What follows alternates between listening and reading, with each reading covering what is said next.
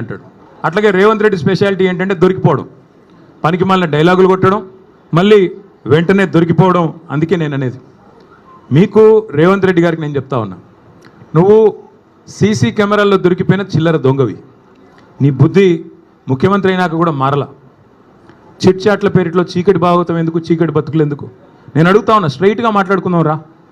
నువ్వే డైలాగ్ కొడుతీవి కదా, కేసీఆర్ వస్తాడా కేటీఆర్ వస్తాడా రండి అన్నావు. నేను వచ్చిన, నువ్వు పారిపోయిన పిరికి సన్నాసివి. నీ సవాల్ స్వీకరించి నేను వస్తే మాట మీది నుండి తప్పుకుని పారిపోయిన పిరికి సన్నాసివి ఇవాళ చీకటి భాగవతాలు, చీకటి డైలాగులు, మీడియా మిత్రులతో చిట్ చాట్ల పేరిట డ్రామాలు ఎందుకు? ఇప్పుడు కూడా మళ్ళీ అడుగుతున్నా, ఎక్కడ పెడతావో పెట్టు చర్చ, వస్తాను. నువ్వు ఎక్కడంటే అక్కడ పెట్టు. అసెంబ్లీ అంటాడు, అసెంబ్లీలో మైక్ కట్ చేయకుండా చూద్దాం. నువ్వే చెప్పుకున్నావు కదా ఒక పత్రికకు పోయి, ఆ చెంప ఈ చెంప వాయిస్తున్నారు అసెంబ్లీలో అని. భయం నీకు, ఎందుకంటే నీకు రచ్చ చేయడం తెలుసు తప్ప చర్చ చేయడం తెలీదు. రచ్చ చేయమంటే ఇష్టం వచ్చిన బూతులు మాట్లాడమంటే, గుడ్లు బీకి గోటీలాడతా పేగులు తీసి మెడలో వేసుకుంటా అనే పనికి మాలిన డైలాగులు కొట్టమంటే, పాత చింతకాయ పచ్చడి లాంటి డైలాగులు అవి వస్తాయి. ఎక్కడికి రమ్మంటావు చెప్పు? జూబ్లీహిల్స్ ప్యాలెస్కి రమ్మంటావా? నీ కొడంగల్ కోటలోకి రమ్మంటావా? నేను నీలాగా పారిపోయే పిరికి పందని కాదు. నువ్వు ఏ చర్చకు ఏ విషయంలో ఎప్పుడన్నా సరే రెడీగా ఉన్నావు. ఎందుకంటే మేము పోరాటాల పార్టీగా పోరాటాల నుంచి వచ్చిన వాళ్ళం తప్ప నీలాగా బ్యాగులు మోసి సద్దులు మోసి వచ్చిన వాళ్ళం కాదు. మరొకసారి చెప్తున్నా, ఇదివరకు చెప్పా మళ్ళొకసారి చెప్తున్నా, ఇదివరకు ఒక ఆయన ఇట్లాగే బీజేపీ ఆయన పనికి మాలిన మాటలు మాట్లాడితే, ఈ టెస్ట్ పెట్టుకుంటావు ఆ టెస్ట్ పెట్టుకుంటావు అంటే, ఏం టెస్ట్ పెడతావో పెట్టుకోరా, బొచ్చిమంటే బొచ్చిస్తా, ఏది ఇమ్మంటే అది ఇస్తా అని చెప్పాను. నువ్వు ఏ టెస్ట్ పెట్టినా దానికి నేను రెడీ. మరి నేను అడుగుతా ఉన్నా రేవంత్ రెడ్డిని, ఆయన కుటుంబ సభ్యులకు కూడా అడుగుతా ఉన్నా. నేను ఆయన కుటుంబ సభ్యులకి విజ్ఞప్తి చేస్తూ ఉన్నా, రేవంత్ రెడ్డి గారి కుటుంబ సభ్యులకి, కాన్వాయ్లో తిరగడం, సెటిల్మెంట్లు చేయడం, బెదిరించి చందాలు గుంజుకోవడం ఇది ఒకటే కాదు. ముఖ్యమంత్రి గారి కుటుంబం మీరు, మీవాడు ఒక మానసిక రుగ్మతతో బాధపడతా ఉన్నాడు. ఎప్పుడు బట్టలు చింపుకొని రోడ్ల మీద పిచ్చోళ్ళలాగా పరిగెడతారని మేము కూడా కంగారు పడతా ఉన్నాం. చూపెట్టండి డాక్టర్లకి, వాటాల సంగతి తర్వాత చూసుకోవచ్చు. ముందు పిచ్చోడైపోయి బట్టలు చింపుకొని రోడ్ల మీద పరిగెత్తేలాగా ఉన్నాడు. మరి ఆ దరిద్రం రాష్ట్ర ప్రజలు చూడకముందే దయచేసి ఒక మానసిక ఆసుపత్రికి తీసుకొని పోయి చూపెట్టాలని చెప్పి నేను కోరుతా ఉన్నా.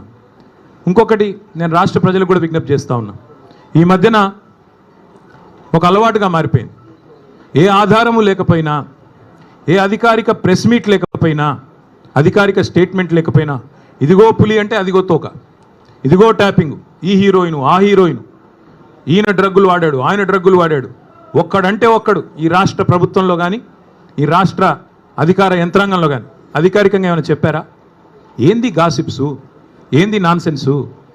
ఎవరన్నా మీకు వచ్చి ఫలానా వాడు తప్పు చేశాడని చెప్పారా ఇప్పటికీ? ఇది ట్యాపింగు, అది కుంభకోణం, ఇది లంబకోణం, అది డ్రగ్స్, ఇవేనా? ఇంకా 6 గ్యారెంటీలు మర్చిపోదామా? 420 దొంగ హామీలు మర్చిపోదామా? ఆడబిడ్డలకు ఇస్తానన్న 2500 మర్చిపోదామా? ముసలోళ్ళకి ఇస్తానన్న 4000 పెన్షన్లు మర్చిపోదామా? రైతులకు ఇస్తానన్న బోనస్ మర్చిపోదామా? ఇదిగో పులి అదిగో తోక అనే వదంతులు పట్టుకునే రోజు మనం అందులో ఒత్తుకుంటూ కూర్చుందామా ఫోన్లో?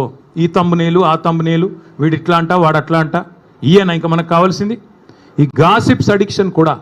ఈ గాసిప్స్ ఏవైతే, ఈ వదంతులు, ఈ రూమర్స్ ఏవైతే ఉన్నాయో వీటి అడిక్షన్ కూడా ఈ రేవంత్ రెడ్డికి పట్టుకున్నది. ఓ పిచ్చోడ్లాగా మాట్లాడుతూ ఉన్నాడు. ఆ జూబ్లీహిల్స్ ప్రాంతం ఉంటుంది హైదరాబాద్లో, అక్కడ కిట్టి పార్టీలు జరుగుతూ ఉంటాయి. మధ్యాహ్నం కొంతమంది బాగా డబ్బున్నోళ్ళు కిట్టి పార్టీలు చేసుకొని వీళ్ళ గురించి వాళ్ళ చెవులు కొరుక్కోవడం, వాళ్ళ గురించి వీళ్ళ చెవులు కొరుక్కోవడం, అది జరిగేది. ఈయన కూడా అట్లాంటి కిట్టి పార్టీ ఆంటీ ఈయన రేవంత్ రెడ్డి గారు. ఎక్కడో ఎవడో చెప్పింది అదే నిజం అనుకుని భ్రమించి దాన్ని మళ్ళీ 10 మందిని పోగేసుకొని, మీడియాని పోగేసుకొని చిట్ చాట్ల పేరిట చిల్లర మాటలు మాట్లాడే నికృష్టుడు రేవంత్ రెడ్డి.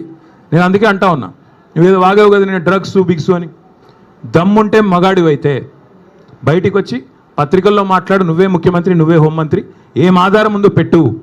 అంతేగాని ఒక దొంగలాగా నీకు అలవాటైన పని చీకట్లో కూర్చొని 10 మందితో ఒకటి చెవులో కూడా కొరుక్కొని పనికిమాలిన మాటలు మాట్లాడుతూ టైంపాస్ చేయకు.